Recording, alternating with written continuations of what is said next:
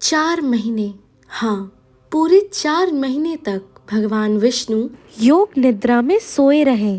धरती पर शांति थी, परंतु विवाह, यज्ञ और हर शुभ कार्य जैसे ठहर सा गया हो, क्योंकि जब स्वयं पालनहार विश्राम करते हैं तब सृष्टि भी विराम लेती है। लेकिन आज का दिन कुछ अलग है, क्योंकि आज देव उठनी एकादशी है। वह दिन जब भगवान विष्णु अपनी निद्रा से जागते हैं और उनके जागने के साथ ही शुभता, समृद्धि और मंगल कार्यों की शुरुआत होती है। आषाढ़ मास के शुक्ल पक्ष की एकादशी को भगवान विष्णु क्षीर सागर में योग निद्रा में चले जाते हैं। 4 महीने तक सावन, भाद्रपद, अश्विन और कार्तिक वे संसार से दूर विश्राम करते हैं। इन 4 महीने को चतुर्मास कहा जाता है। इस समय में विवाह या कोई मंगल कार्य नहीं किया जाता, क्योंकि माना जाता है कि जब भगवान विश्राम में हो तो संसार भी उनके साथ विराम ले।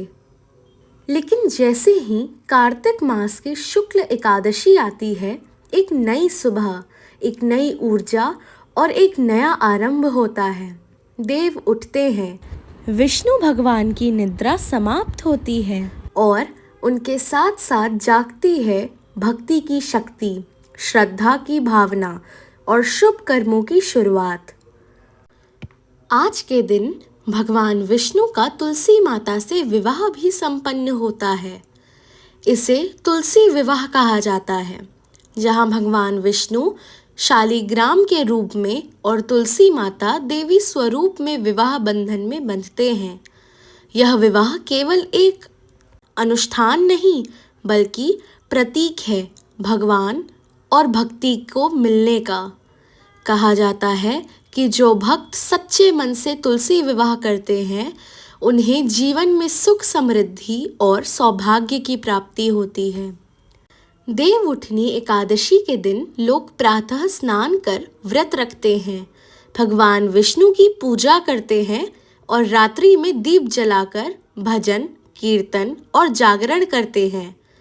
हर ओर एक ही स्वर गूंजता है, ओम नमो भगवते वासुदेवाय, ओम नमो भगवते वासुदेवाय। इस मंत्र की ध्वनि में जैसे संपूर्ण सृष्टि भगवान के जागरण की स्वागत करती है। और जब तुलसी विवाह संपन्न होता है तो मानो स्वयं लक्ष्मी और विष्णु पृथ्वी पर उतर आते हैं। मंगल कार्यों की शुरुआत होती है, घरों में रौनक और दिलों में नई आशा जाग उठती है। देवउठनी एकादशी हमें यह संदेश देती है कि जीवन में चाहे कितनी भी लंबी अंधेरी रात क्यों न हो, सूर्योदय अवश्य होता है।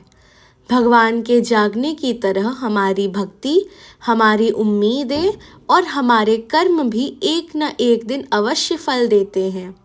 तो आइए इस पवित्र एकादशी पर भगवान विष्णु और माता तुलसी से प्रार्थना करें कि वे हमारे जीवन में सुख, शांति और समृद्धि का प्रकाश फैलाएं।